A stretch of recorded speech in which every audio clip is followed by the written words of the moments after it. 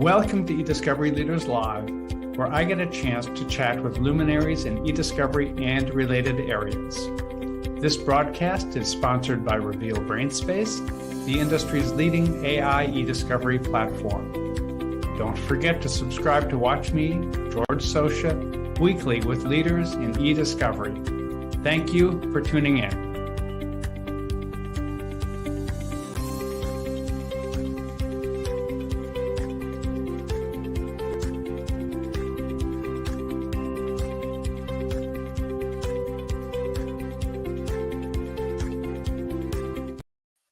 Welcome to eDiscovery Leaders Live, hosted by ACEDS and sponsored by Reveal. I am George Socha, heading up brand awareness at Reveal. On each episode of eDiscovery Leaders Live, I get the chance to chat with luminaries in eDiscovery and related areas.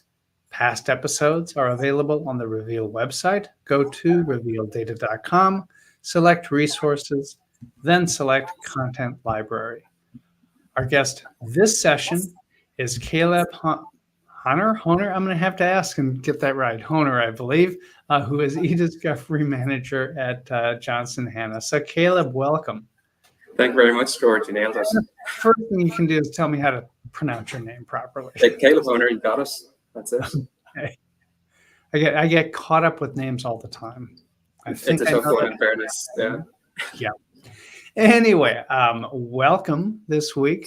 I would like to start, as we often do, with you talking about your experience in eDiscovery. What brought you to all of this? Yeah, great. So I did my undergraduate in law, and I started my career in a big tech company here in Dublin. This was leading up, I suppose, into the implementation of the GDPR here. So it was a very busy period. And then I moved over to big law here in Dublin as well. So started as a review paralegal all the way up to eDiscovery Manager now. So I suppose my passions kind of lie with law and tech. So eDiscovery really is the best opportunity to kind of marry those two. I'm a big fan. So of all the directions you could have gone, why eDiscovery? Yeah, it was funny. I was a paralegal at the time, and I was kind of weighing up whether I want to qualify as a solicitor here in Ireland or whether I want to kind of pursue more the tech side of it. I've always been interested in technology, and I kind of found an area where I could really get into the weeds with data, but still kind of keeping up with the legal element of it too. So. No, it's great, and I think over time it's been more about project management, review management, kind of those bits and pieces as well. So no, big fan. You, as you said, you looked at several different paths. You eventually ended up where you are today, Johnson Hana. How did you do that? Yeah, so I'm here now just under a year. eDiscovery Manager here in Johnson Hana. It was great. It was a switch in terms of, I suppose, working in-house in a big law firm. It's very much internal stakeholder management, but now it's more dealing with external clients. So it's been kind of a shift in terms of the skill set in that way, but no, it's been great. What drew you to this organization? Yeah, so it's funny, like the concept of alternate legal service providers is a fairly young concept in Ireland. Johnson Hana is the leading one here. I think the great thing about ALSPs, I suppose, is it's really focused on process improvement, and that process improvement is then seen in kind of cost for the client as well. So it's great in a way, because when I was in-house in the law firm, everyone has kind of similar skill set. Well, in Johnson Hana, there is a lot of different, niche skill sets that people bring to the table there, but there's a commonality in the projects that we deliver as well. So it's nice having a lot of colleagues that can go over and pick their brain on different projects and things like that. So go ahead. No. Go on, George. Sorry.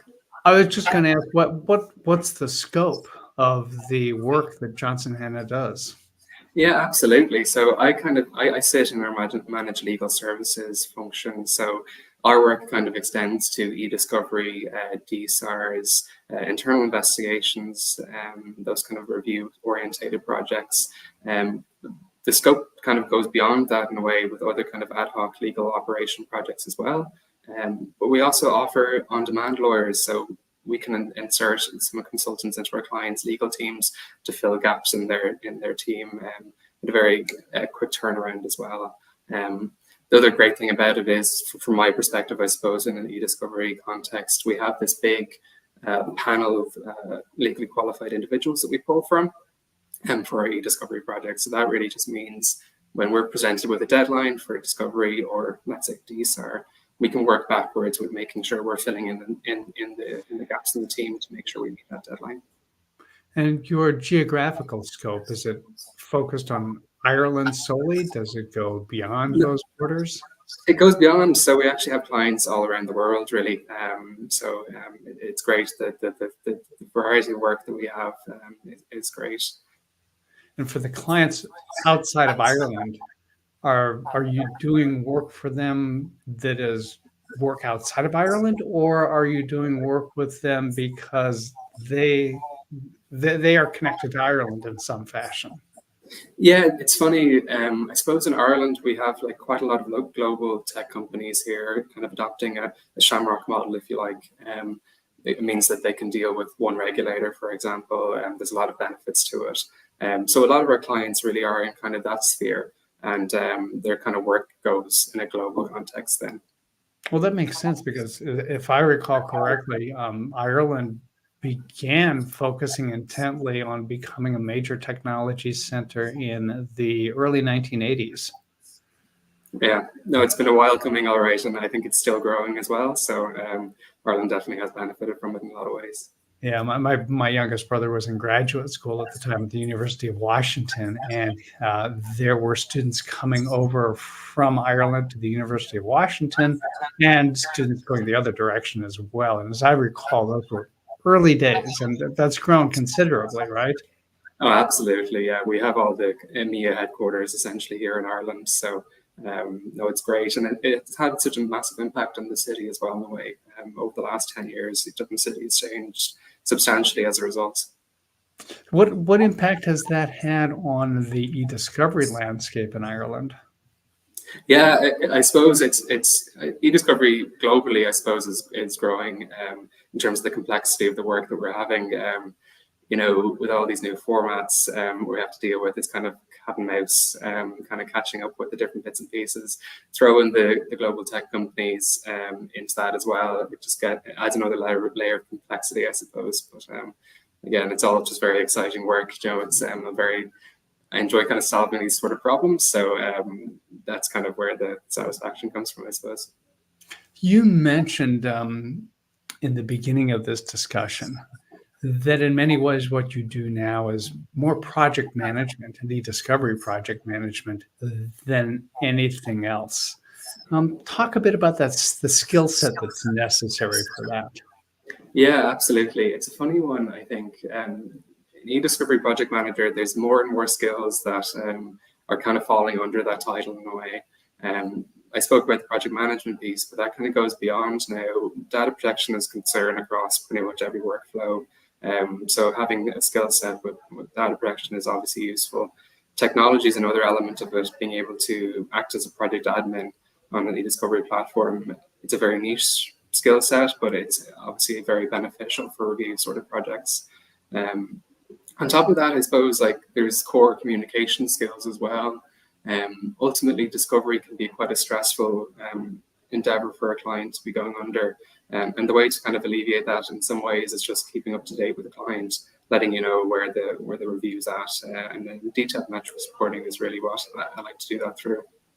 What sort of mechanisms do you use for that, the reporting and keeping clients up to date? Because there are so many different potential approaches, and so many ways those the approaches go wrong. Absolutely, and you don't want to flood them with information either. Like the way that I kind of approach it is I want to give them the information they want to see at a glance.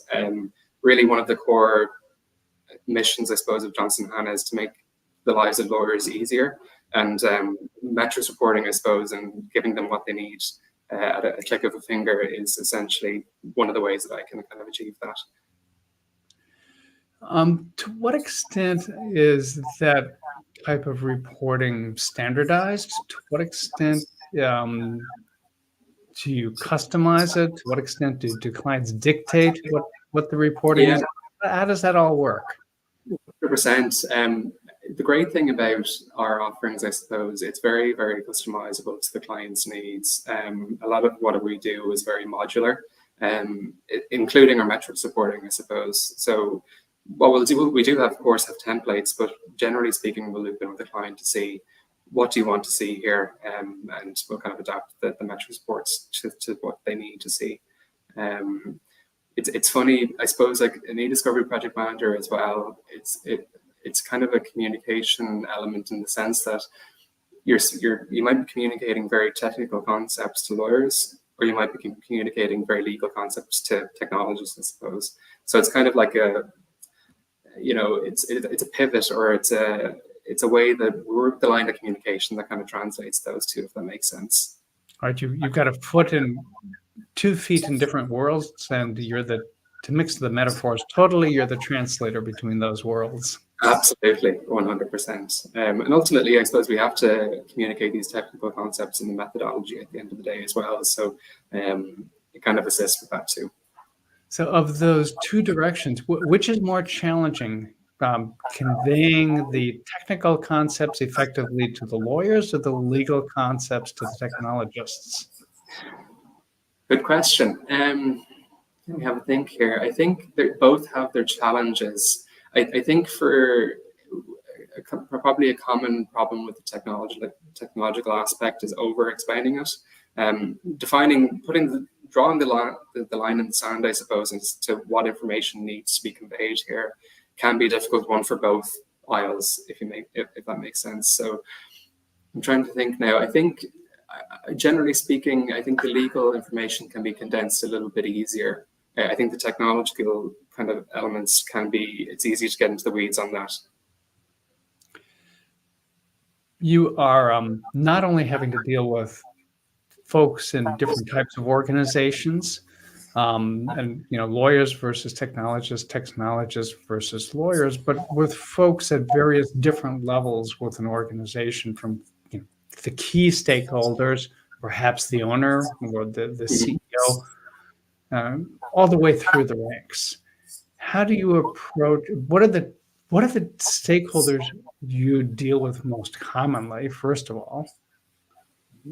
Yeah, I think it's a mixture, actually. It really just depends on the project. So I suppose in an eDiscovery context, a lot of our stakeholders would be lawyers, and that's the main point of contact.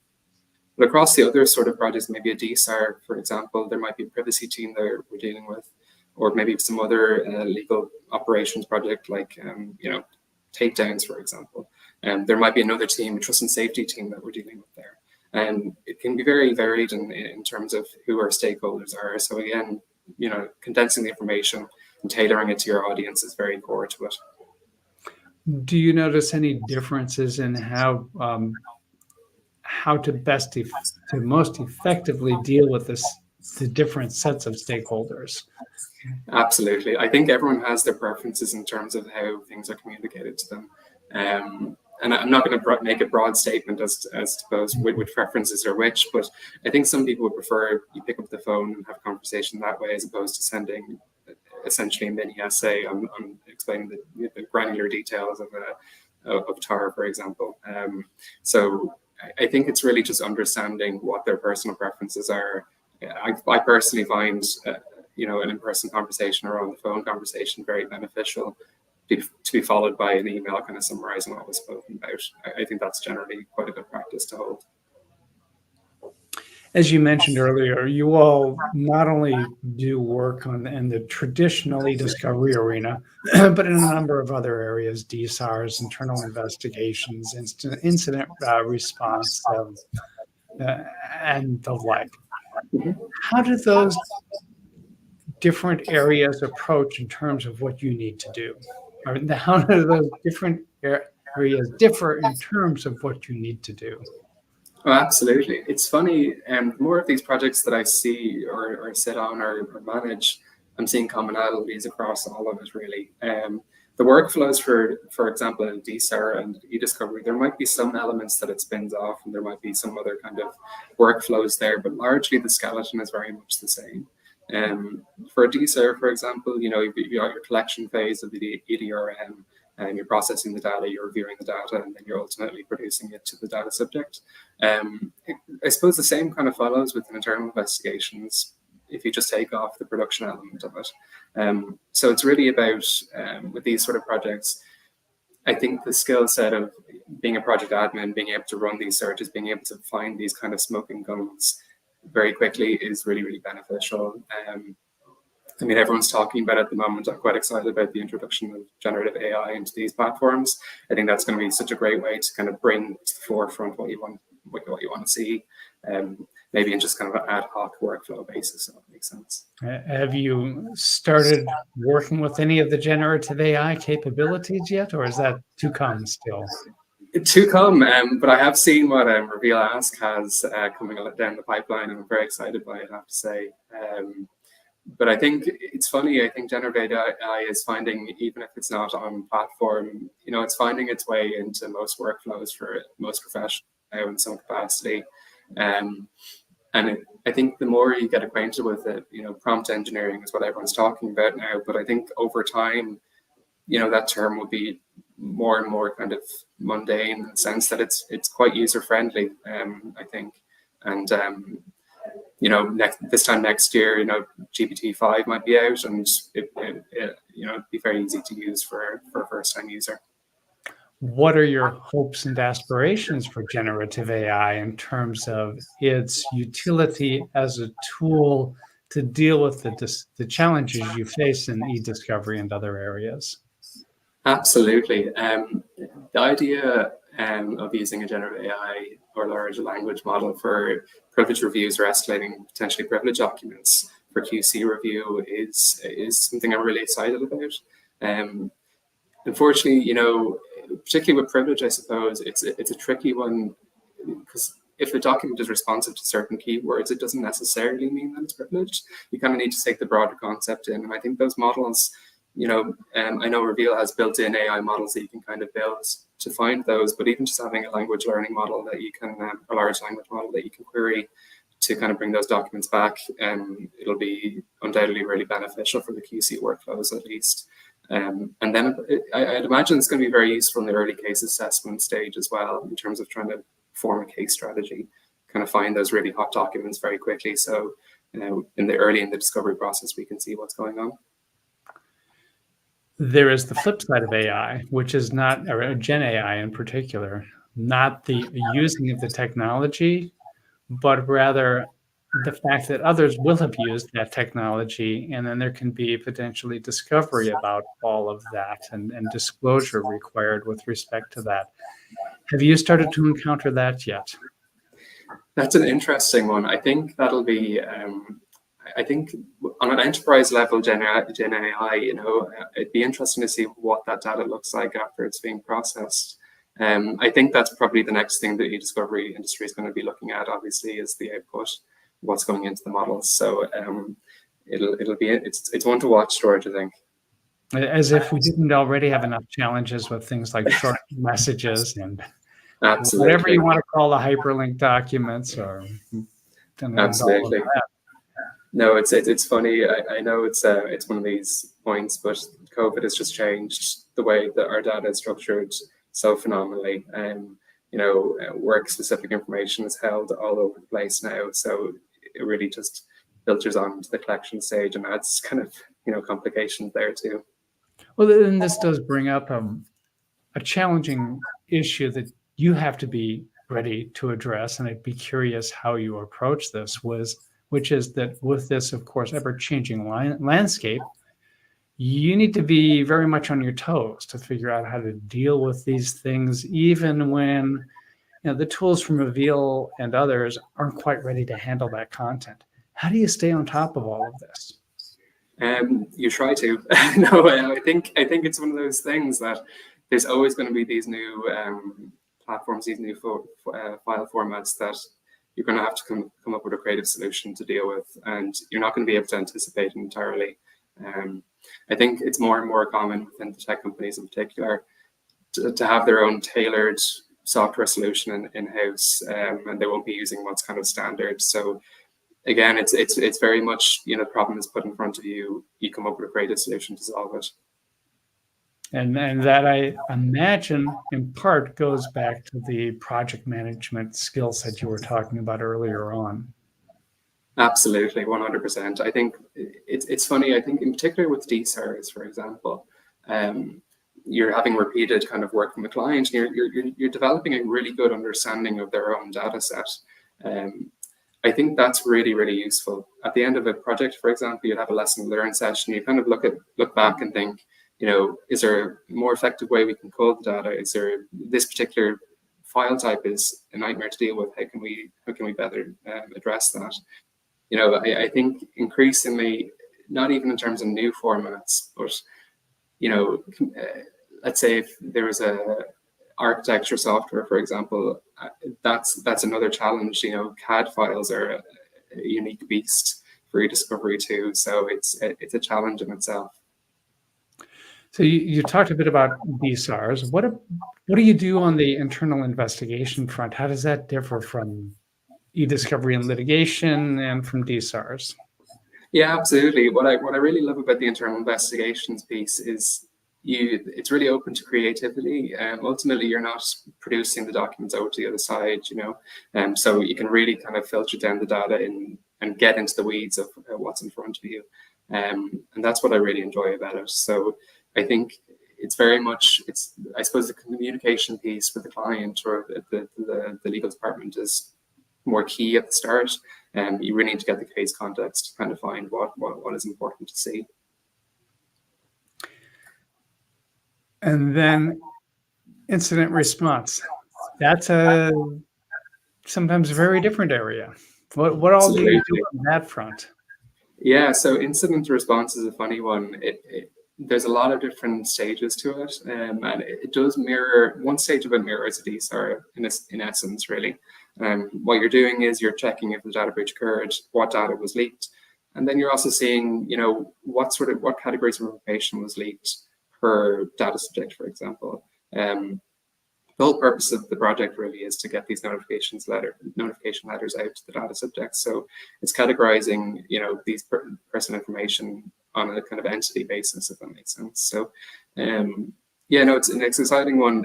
It's similar, like I was saying earlier, I suppose the workflow does mirror like eDiscovery. And maybe there's a few bits at the start with maybe checking against the dark web to see if the data has been leaked, but largely the review portion, you have your query meetings to make sure that people are aligned on what are the parameters of this category of personal information, for example.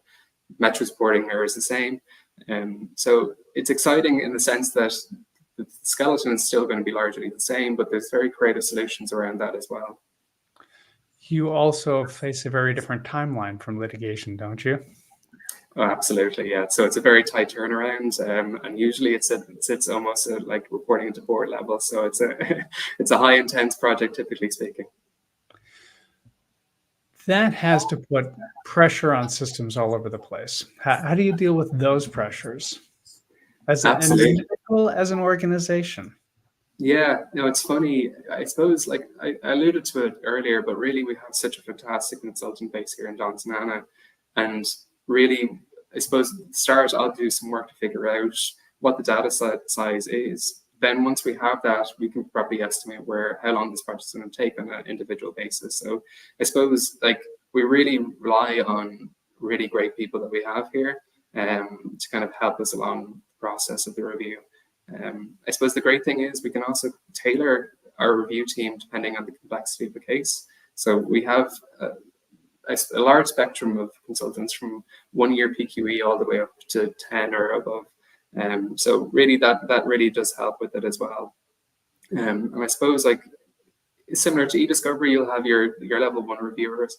We also be really relying on your QC reviewers as well. So that sort of subject matter expert is really helpful in those situations, especially when there's such a tight deadline to be faced. The number of reviewers, whether it's first level or QC, can vary, that you have actively engaged at any given time can vary enormously, of course. Do you are they all on your own staff? Do you bring in outside resources for this? How do you handle that? Yeah, Especially the ebb and flow.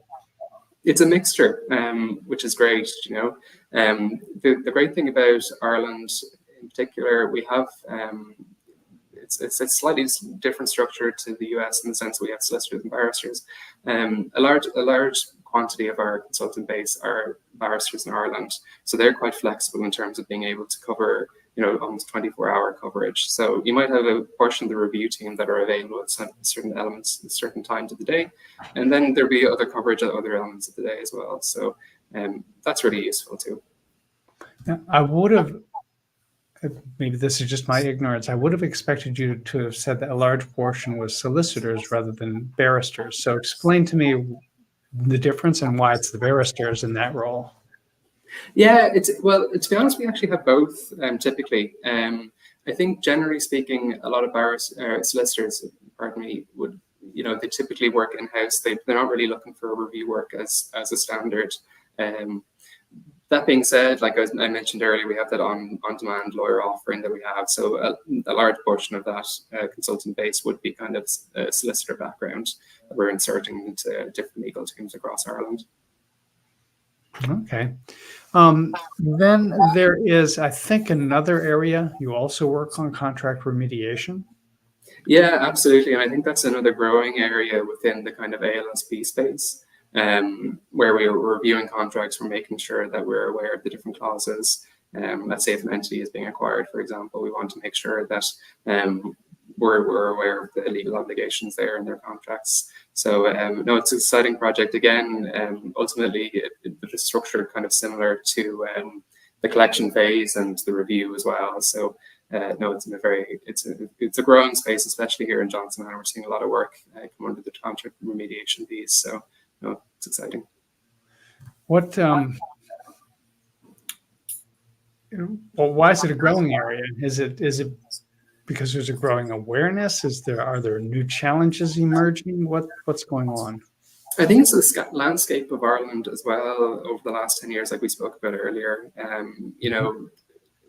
I suppose entities are changing their structures and people are more aware of the need for being aware of what's in their contracts. I think the GDPR implementation was a good kind of tester for that. The last couple of years, everyone was looking at the data processing clauses, for example. So no, I think it's just kind of more front of mind now in the last little bit. Okay, one final question to throw out there, and because we're seeing permutations of this in the US as well. Do you see any, what do you see as the potential implications from the relatively new EU AI Act? Oh gosh, yeah. that's things. It's a fun one. No, to be honest, it's interesting. I'll have to have a proper look at it. I've been more focused on the DSA more recently, which kind of falls under the same sort of umbrella of EU regulations. But it's funny how the EU has kind of become forefront of the regulatory space in that kind of way. So, I remember back when I was in college, I kind of specialized in notice and takedown regimes, and I was very much focused on the DMCA in the US or the Communications Decency Act. But what we've seen more recently in the EU, we're kind of learning lessons from the US and kind of changing our approach as well. So it mirrors it, but it differs it. I think it's very much based on the US experience in a way.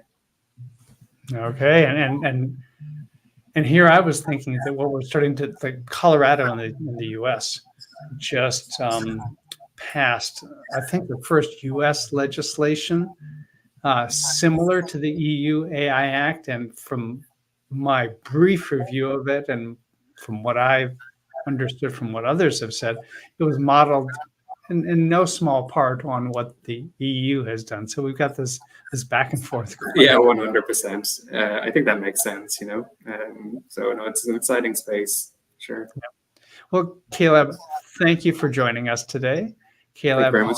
is an eDiscovery manager at Johnson Hana. I am George Socha. This has been eDiscovery Leaders Live, hosted by ACEDS and sponsored by Reveal. And Kaleb, once again, thank you.